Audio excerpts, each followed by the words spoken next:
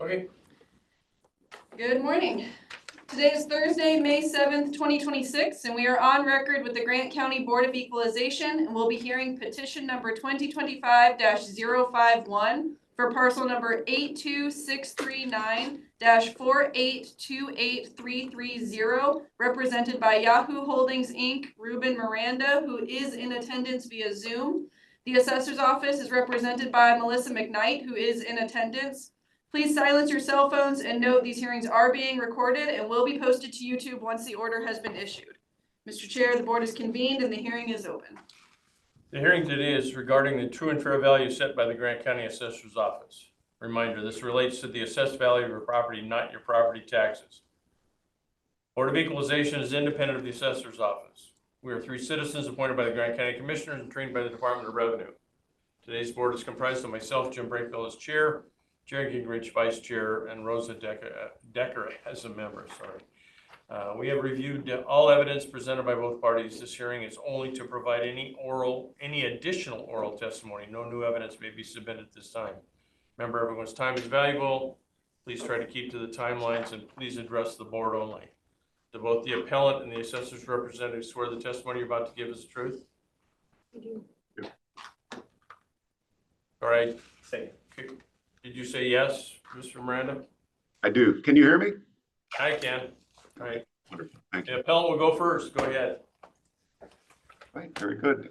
Good morning, everybody. Thank you for your time this morning. This should be relatively brief. We're going to present only Exhibit A of the exhibit package that we provided. B and C are only there as supplementary information, as I'm sure you've reviewed. The issue really focuses on the valuation of business personal property located at the former Yahoo Quincy data center. Page A2 just identifies the address.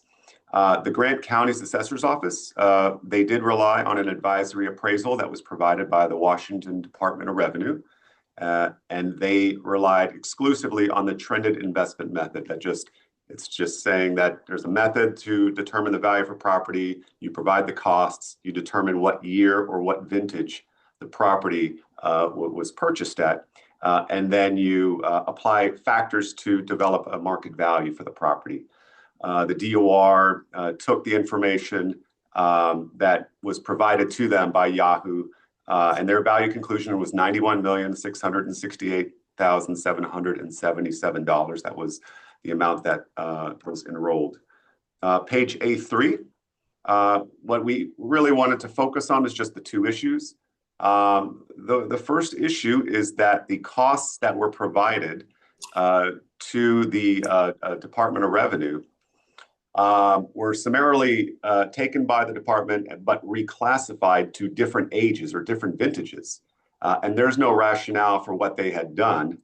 And still, you know, the idea being that we've provided them, or Yahoo did, the same costs. So we're working on the same cost. I mean, I think that should be noted. The historic cost by year as of 1/1/25 furnished by the taxpayers was $364 million and change. That's how much stuff Yahoo has. That's much, all of the total cost for all of the years.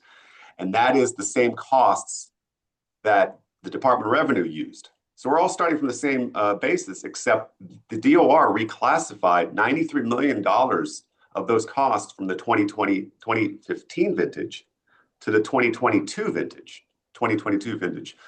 And then that obviously has the impact of understating depreciation for that older property. That stuff is 12 years old, but it's being depreciated as if it's only 3. So, you know, there's quite a big disconnect going on here. The second issue is, and this is one we brought up in years past with the same issue, is that they're just using too long of a life for this property. This is servers and network equipment, and they're being depreciated at a 10-year life. We believe that's far too long, and that something in the order of 6 years is much more appropriate. Page A4 just summarizes issue number 1. There's 3 charts. The chart on the left is what the DOR's cost schedule by vintage. And all I've done is highlighted the yellow and the green.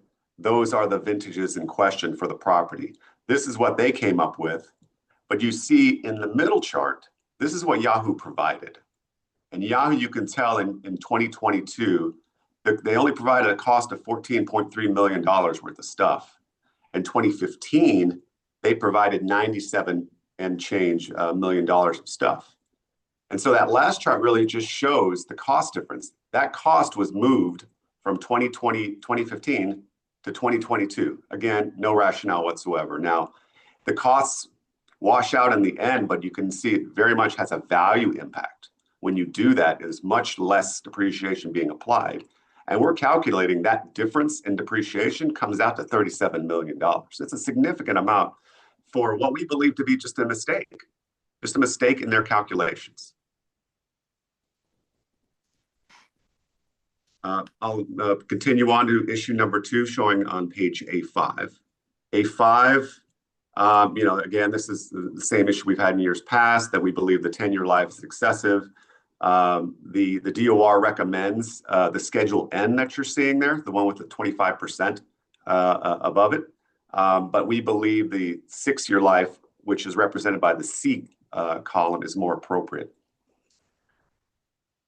Page A6, the rationale for why a 6-year life or 5-year life versus a 10-year life. Well, for starters, we look towards Yahoo themselves. Yahoo's own internal fixed asset capitalization policy depreciates this property on 5 years, both servers and network year. And this information is audited and being required to be updated annually for financial reporting purposes. So it very much is an important number that they rely on for their federal depreciation. I think should also be considered here as well. A7, again, we're not just coming up with this number out of thin air. There's significant support for a 5-year life across multiple publicly traded comparing properties. You can see we've done our research. We've taken a look at 16 different companies, all of them publicly traded, big and small. And the useful life of the servers and network equipment that's published in their 10Ks are anywhere from 3 to 6 years in some cases, maybe a little bit longer. But those are also relying on other types of property as well, so it's more lumped in. But the idea of using 10 years is just not true. There's no factual rationale for using that. So I think they're just getting it wrong again. Page 8 summarizes what happens if you take Yahoo's cost and Yahoo's vintages, and then you just change the schedule. If you go from the Schedule 2N to the 2C, it reduces from $54 million to $46 million. And so that brings us to the final page, page A9. The DOR's conclusion is $91,668,777. When you correct for that first issue, being the vintage differences, you get to $54.3 million. And then if you correct for the second issue, which is the useful life issue, that's another $8 million for a total reduction or reduced amount to $46.4 million. That concludes my discussion here. I'm open for questions. I don't have any questions I have. Go ahead. So I can speak to the personal property that we received from Yahoo. There was a lot of 1 penny or negative amounts in the line items. I did not print out the listing. It was 1,059 pages. Department of Revenue, these are assets still being used. So for them to say, oh, it's only got a 6-year life, they're still using them, probably worth more than a penny, or they would be replacing them. Department of Revenue does not continue to depreciate it out to 0. If it's in place and being used, the farthest they go is 80%, because they're getting a return on their investment. And like everybody else in the industrials with our Department of Revenue, we have problems getting information. I will let you know that we have a new prosecutor. We will be moving to subpoenas and fines if they don't respond to Department of Revenue. There's an RCW that allows that. So we can have more information, but I fully expect this to go to the BTA and farther. So. Any rebuttal, Mr. Miranda? Oh, well, I mean, I don't know where the threat of the audits have come from. I mean, or subpoenas. I mean, we've fully cooperated with with both the DOR and the Grant County's Assessor's Office. We're happy to have this, agree to disagree. But I think it's worth your time to consider whether or not, costs can just universally be moved from one year to another. I still haven't heard the rationale for that.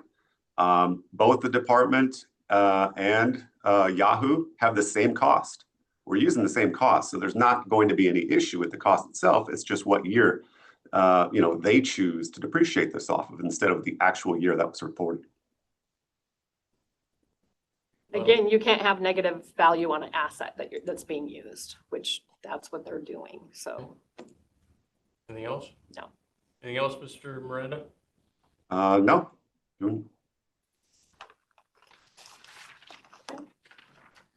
This concludes the Grant County Board of Equalization hearing. The board will review all of the information provided, and board orders stating their decision will be issued within 45 days.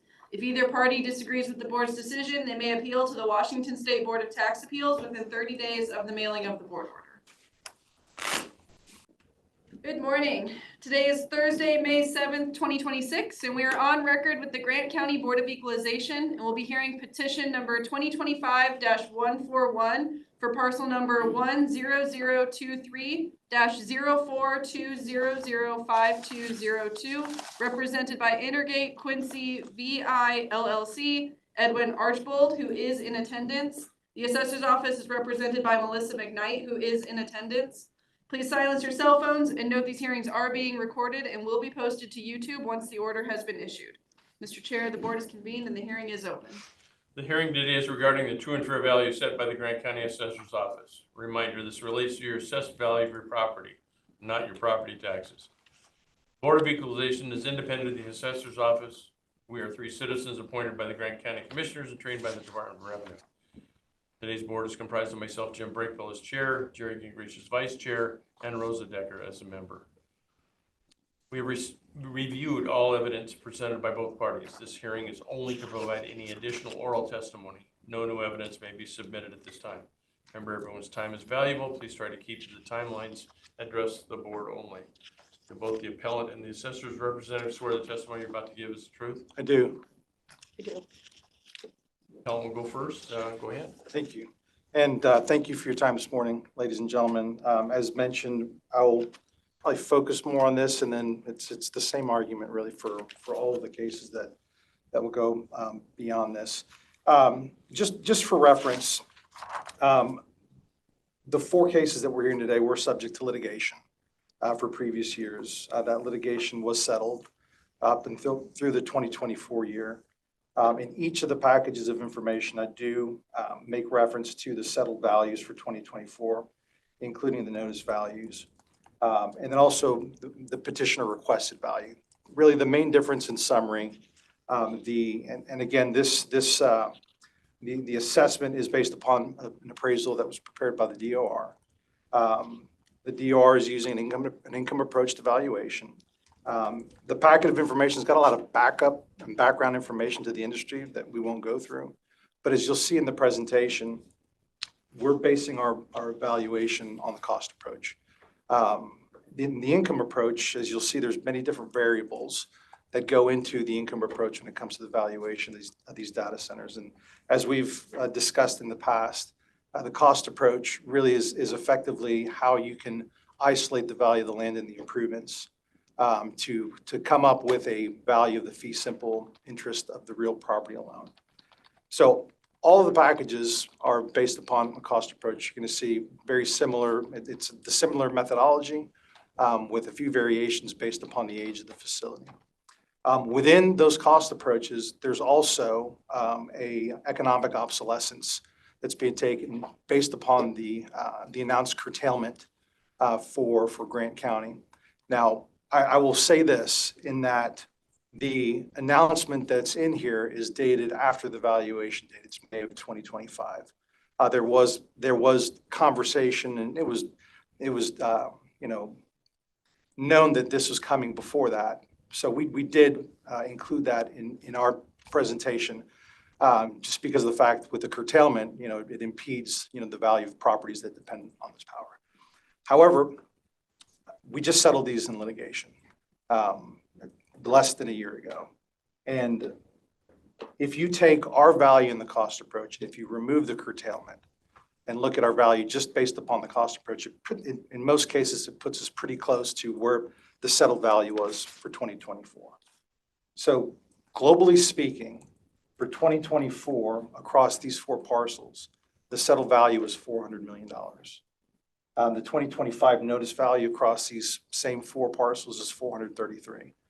Although our package value, based upon the cost approach, is substantially less than those numbers, to the tune of about $270 million, we're requesting that we just finalize litigation on this. And we'd like the board to consider taking the global value of all 4 properties back to the $400 million that was settled in litigation in 2024. Could you please address each of the values individually so that if you can? Sure. Yeah. If you give me a second, I can do the math. I All right. didn't break it down Sure. in those numbers, but I'm happy to do so. It'll take me just a minute. While you're doing that, I'll have, go ahead. Sure. You've already read the responses that we gave you. Yes, these were advisories. Data centers are being done differently than they had since 2024. We have new people in Department of Revenue doing data centers. Michelle has been doing it for many years now, and they have it dialed in. And we do have to take into consideration how much power they're using. As far as the curtailment letter, I had conversations with the PUD.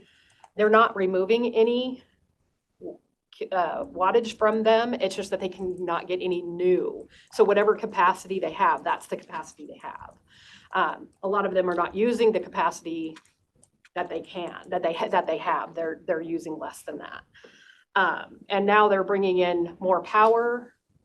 We all know that they're doing eminent domain for easements across prime farmland in Grant County for the data centers. And the income approach to value is based on the kilowatt hours used.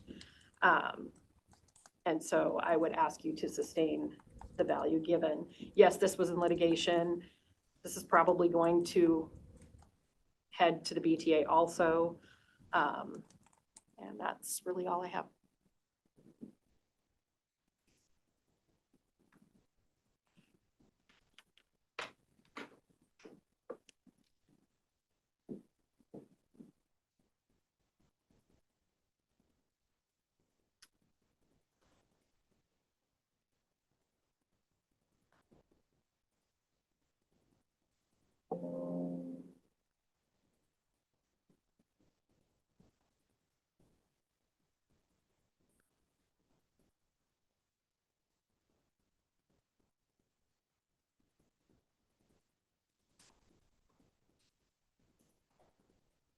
Let me try to make it easier for you. In your petition, you had a settled value of 113 million. And the evaluation was 123.3 for the assessed value. Are you still hanging your hat on 113, or are you hanging your hat on 84,563? So the reason that would be the easiest way to do it. However, there is one of the 4 parcels that was substantially decreased in value compared to the settlement value. Okay, but we're gonna do one at a time. Right. Okay, Since you want them individually, I guess technically I could say that I could provide just the previous year's values, and there'd be one parcel that's actually an increase over last year's value. And all the others would be decreases over last year's values. And that's why I posed it as a global number.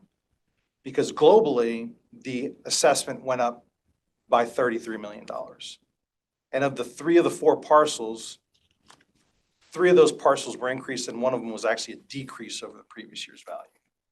So to answer your question though, Mr. Brinkville, is that the petitioner requested value, that's the value that I'd mentioned that was our value based upon the cost approach with the economic obsolescence percentage taken because of that curtailment, which the proposal that I'm putting before the board is that we just look to last year's value in settlement to come to an agreement, okay?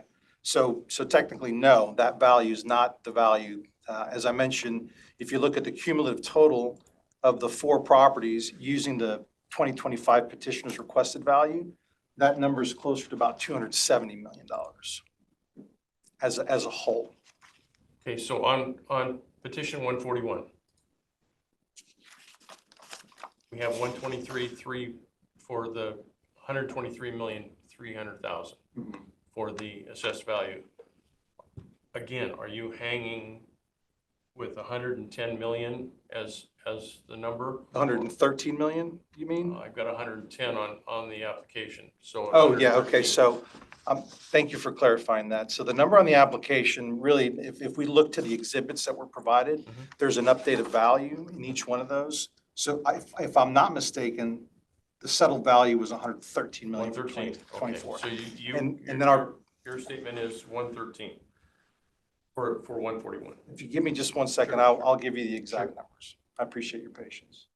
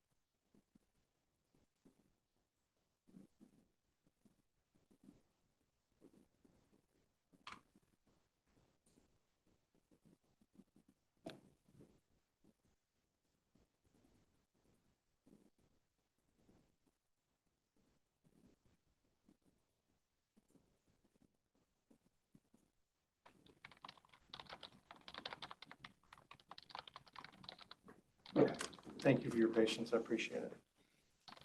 And again, this is just coming up with the allocation of value amongst the four different parcels. So for petition 141, parcel number 042005202, 110 million, which is the number that was on the petition, would be the requested value.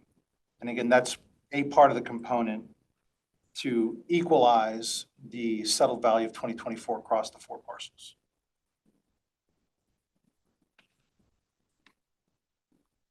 Okay. Any rebuttal? For data centers to say that they're the only ones that don't go up in value, you guys know what real estate has done in this county, and in this case, apparently is going down. I would ask you to sustain the Department of Revenue appraisal that was accepted by the assessor's office. Anything else, Mr. Archibald? No, sir. Okay. We're gonna go ahead and, go ahead.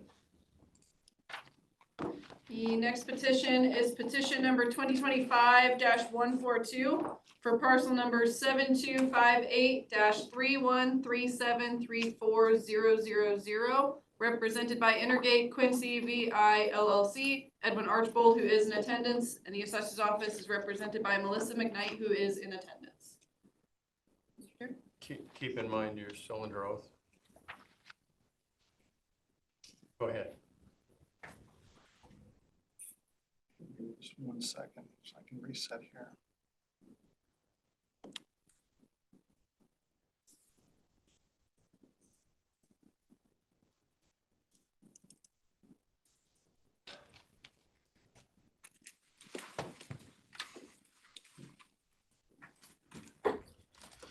Okay, so the arguments for petition 2025-142, parcel 313-734-000 is the same argument presented in the previous hearing for petition 2025-141, parcel 042005202.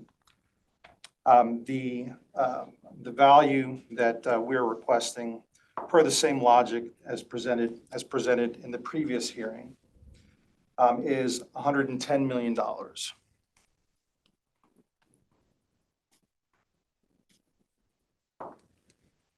for 142, it's 110 again? Correct.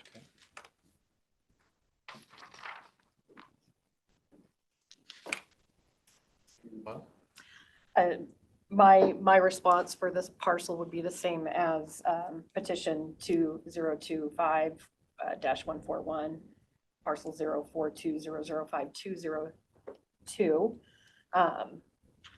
It's the same argument. It's the same response. anything else, sir? No, sir. Okay. We will move to petition number 2025-143 for parcel number 72759-313753500, represented by Intergate Quincy VI LLC, Edwin Archbold, who is in attendance. The assessor's office is represented by Melissa McKnight, who is in attendance. Mr. Chair? Keep in mind, again, you're still under oath. Go ahead. Yes, sir. Okay, the argument for petition 2025-143, parcel 313-735-000 is the same argument presented previously for petitions 2025-141 and 142. Again, based upon the global proposition of settlement of value overall of a number for 2025 that's equal to the 2024 settlement, this value would remain unchanged at the $111,636,672 as noticed.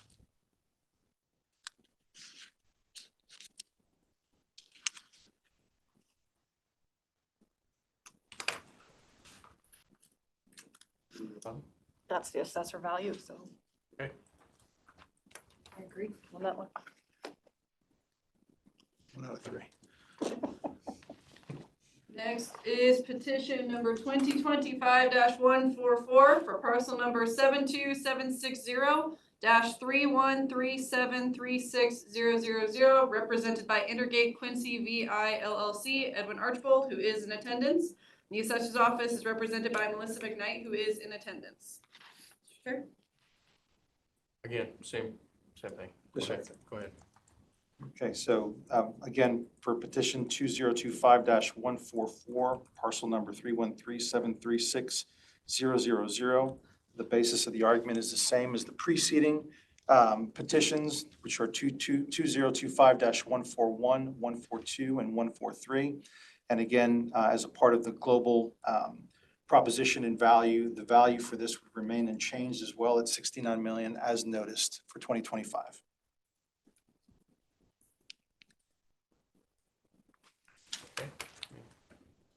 That is the assessor value, so we do agree on that one. All right. All right. This concludes the Grant County Board of Equalization hearings. The board will review all of the information provided, and board orders stating their decisions will be issued within 45 days. If either party disagrees with the board's decision, they may appeal to the Washington State Board of Tax Appeals within 30 days of the mailing of the board order. Good morning. Today is Thursday, May 7th, 2026, and we are on record with the Grant County Board of Equalization. We'll be hearing petition number 2025-260 for parcel number 72793-313769000, represented by Microsoft Corporation, Ryan LLC, Mark LaRusso, who is not in attendance. The assessor's office is represented by Melissa McKnight, who is in attendance. Please silence your cell phones and note these hearings are being recorded and will be posted to YouTube once the order has been issued. Mr. Chair, the board is convened and the hearing is open. The hearing today is regarding the true and fair value set by the Grant County Assessor's Office. Reminder, this relates to the assessed value of your property, not your property taxes. Board of Equalization is independent of the Assessor's Office. We are 3 citizens appointed by the Grant County Commissioners and trained by the Department of Revenue. Today's board is comprised of myself, Jim Bracewell as chair, Jerry Gingrich as vice chair, and Rosa Decker as member. We have reviewed all evidence presented by both parties. This hearing is only to provide any additional oral testimony. No new evidence may be submitted at this time. Remember, everyone's time is valuable. Please try to keep to the timelines. Please address the board only.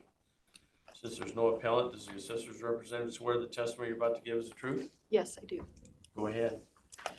I'm not gonna, you've read that, I'm not gonna waste your time there. I ask that you, I fully expect this to go to the BTA and higher. They're all banking on this curtailment letter. Like I said, it's kilowatt used. I ask that you sustain the appraisal that the Department of Revenue did, that the assessor's office accepted as written. 917-786-694.